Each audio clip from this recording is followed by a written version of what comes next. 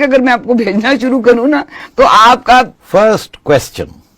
جی پہلا سوال، بلکہ ان کے 3 سوال ہیں. فائق صاحب نے یہ آپ سے اقلیتوں کے بارے میں 3 سوال پوچھے، سنیے گا. سلام سٹی صاحب. سر فائق گلرز کر رہا ہوں پینسلوینیا یو ایس اے سے. میں فرسٹ کوشچن، اگر کرسچن اپنا ووٹ دے کے پنجاب کو نہ توڑتے تو کیا پنجاب کو بھی پاکستان کا حصہ بن سکتا تھا؟ سیکنڈ کوشچن، پاکستان کو ایز اے سیپریٹ اسٹیٹ بنانے میں کرسچنس کا کیا کردار رہا؟ اور میں تھرڈ کوشچن، اب وقت نہیں آ گیا کہ اس ریئل گورنمنٹ کو منارٹیز کے اگینسٹ جو ان کی پالیسیز ہیں to keep minorities under pressure and in a constant fears, اس کو بھی ریویو کر لیا جائے؟ فائق گل صاحب نے بہت دلچسپ سوال پوچھے اور میں حیران ہوں کہ یہ سوال کہاں سے آ گئے. تاریخی سوال ہیں اور بہت سے کم لوگ ایسے سوال پوچھتے ہیں اور بڑی انٹرسٹنگ سوال ہے. میرا خیال ہے بہت سے لوگوں کو تو اس کا جواب بھی نہیں پتا ہوگا. مجھے بھی تھوڑی سی اس پہ ریسرچ کرنی پڑی کیونکہ اتنی یادداشت نہیں ہے کہ پارٹیشن کے وقت کرسچن کمیونٹی کا کیا رول تھا. پنجاب اسمبلی میں اس وقت جب تقسیم ہونے جا رہی تھی تو اس وقت کیا ہوا اور بعد میں کس طریقے سے کرسچنس کو اکوموڈیٹ کیا گیا اور ان کا دیکھ بھال کی گئی ان دی نیو اسٹیٹ آف پاکستان. تو سب سے پہلا سوال تو یہ ہے کہ اگر کرسچن ووٹ نہ ہوتا پنجاب کی لیجسلیٹو اسمبلی میں 1947 میں تو کیا پھر پنجاب پاکستان کا حصہ بنتا یا انڈیا کا حصہ بنتا؟ اب اس میں ایسے ہے کہ جب ووٹنگ ہوئی اس سوال کے اوپر کہ کس کا حصہ بننا ہے تو اس وقت اسپیکر اسمبلی کرسچن تھے، سنگھا صاحب. اچھا جی بالکل. اور سنگھا صاحب بہت ایک کرسچن کمیونٹی کے لیڈر تھے اور he was the speaker of the assembly. اس کے ساتھ سیسل چودھری صاحب تھے اور فضل الہی صاحب تھے، یہ بھی کرسچن تھے. یہ 3 ووٹ تھے کرسچنس کے اس اسمبلی میں. جب ووٹنگ ہوئی اس کے اوپر تو 88 ووٹس انڈیا کے لیے کہ پنجاب کو ہندوستان کا حصہ ہونا چاہیے اور 91 ووٹس پاکستان کے لیے. اور وہ 3 ووٹس جو تھے جو 3 کرسچنس نے ووٹ کیا تھا پاکستان کے لیے وہ they made all the difference. تو سوال یہ بنتا ہے کہ اگر اس وقت یہ اپنا ووٹ پاکستان کے لیے نہ دیتے تو کیا پنجاب جو ہے وہ پھر ڈویژن تو ہو ہی گئی مگر کیا ادھر کا جو پنجاب ہے یہ سارے کا سارا لاہور جو ہے وہ بھی ادھر چلا جاتا یا کیا ہوتا؟ چلے وہ تو واٹ ایف کا مسئلہ ہے. مگر دلچسپ بات یہ ہے کہ جب سنگھا صاحب اسمبلی آ رہے تھے اس ووٹ کے لیے تو راستے میں ان کو ماسٹر تارا سنگھ ملے جو کہ سکھ کمیونٹی کے ریپرزینٹیٹو تھے اور کھڑے ہو کے انہوں نے اسمبلی کے اندر لمبی چوڑی اسپیچ دی. اور جب سنگھا صاحب نے کہا نہیں تو ہم تو ووٹ ڈالیں گے پاکستان کے لیے تو اس وقت جب اسمبلی میں بات ہو رہی تھی تو انہوں نے اپنا کرپان نکال کے اور دھمکی بھی دی کہ جی ہم کیسے یہاں خون ہو جائے گا، یہ ہو جائے گا، وہ ہو جائے گا. مگر بہرحال ٹھنڈا کر دیا گیا سب کو اور پھر ووٹنگ ہوئی اور these 3 Christians they voted for کہ پنجاب پاکستان کا حصہ ہوگا. نہیں تو پتہ نہیں کیا ہو سکتا تھا. تو پہلی بات تو یہ ہے کہ we owe a debt of gratitude to those 3 Christians. Cecil Chaudhry صاحب کا نام تو خیر بعد میں بھی روشن ہوا. سنگھا صاحب بھی بہت بڑے کمیونٹی لیڈر تھے، لاہور کی رہائش تھی ان کی. مجھے تو ایسے ہے کہ ان کے صاحبزادے جو تھے وہ میرے ساتھ اسکول میں تھے، ارے جولین سنگھا. اب سب مائگریٹ کر گئے ہیں بیکاز یہاں جو ٹریٹمنٹ ہوئی ہے مائنورٹیز کی that has been not good, مگر اس کے اوپر آتے ہیں ابھی. دوسری چیز یہ کہ کرسچن کمیونٹی کے 3-4 ادارے تھے. ان میں سے ایک کرسچن آل انڈیا اینگلو انڈین ایسوسیشن تھی، پھر ایک کیتھولک ایسوسیشن تھی، پھر ایک آل انڈیا کرسچن ایسوسیشن تھی، پھر ایک جوائنٹ کرسچن بورڈ تھا. اس قسم کے اور بھی انسٹیٹیوشنس تھی. دے ور آل پرو قائد اعظم. یہ سب نے پاکستان کے لیے ووٹ ڈالا اور اس کے لیے جدوجہد کی بیکاز آف قائد اعظم. وہ سمجھتے تھے یہ سیکولر شخص ہے، یہ ڈیموکریٹک شخص ہے، یہ ہماری پروٹیکشن کریں گے. اور قائد اعظم نے بھی بڑی حمایت کی کرسچن کمیونٹی کی. یاد رہے کہ ڈان کا جو پہلا ایڈیٹر تھا، کیونکہ ڈان اخبار جو ہے وہ قائد اعظم نے فاؤنڈ کی تھی، تو ڈان کا جو پہلا ایڈیٹر تھا وہ پٹھان جوزف، وہ he was the first editor of Dawn. اس کو قائد اعظم صاحب نے، وہ کرسچن تھے، وہ کرسچن تھے.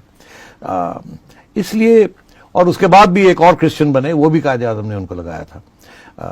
اسی طریقے کے ساتھ قائد اعظم کی بڑی دوستی تھی. جو اس وقت ایمبیسڈر تھے انڈیا کے لنڈن, وہ بھی ایک کرسچن تھے, ان کے ساتھ بھی بڑی دوستی تھی. اور جب بھی قائد اعظم وہاں جاتے تھے تو ان کے ساتھ بڑی دوستی تھی, اور وہ بڑی حمایت کرتے تھے قائد اعظم کا جو موقف تھا.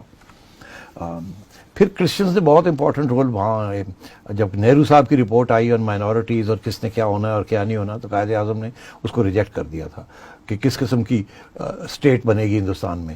دس is before the partition question کے وہاں پر قائد اعظم صاحب نے پھر 24 پوائنٹ ایجنڈا ایک دیا تھا. اس وقت بھی نہرو صاحب کو سپورٹ نہیں کیا کرسچنس کے لیڈرز نے, اور قائد اعظم کو سپورٹ کیا.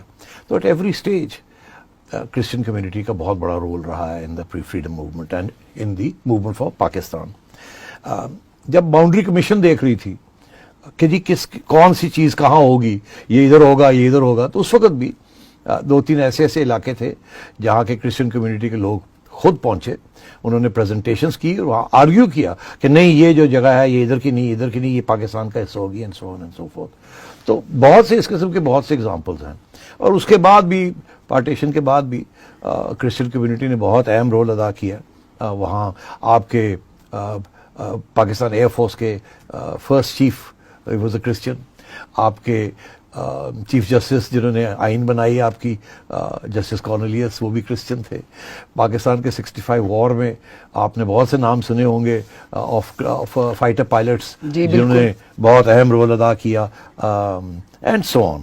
تو میں یہ سمجھتا ہوں کہ کرسچن کمیونٹی کا بہت امپورٹنٹ رول رہا ہے in the Pakistan movement and in support of Quaid Azam. اور آخر میں اسی پوائنٹ کے اوپر کرسچن کمیونٹی کا بہت اہم رول ہے in the education system of Pakistan, pre partition and post partition.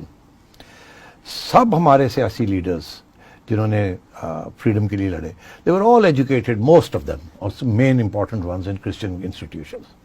سب سے پریمیئر انسٹیٹیوشنز کون سی تھی؟ Lawrence college Ghora Gali, Murray college in Sialkot, Edwardes college in Peshawar, F C college in Lahore.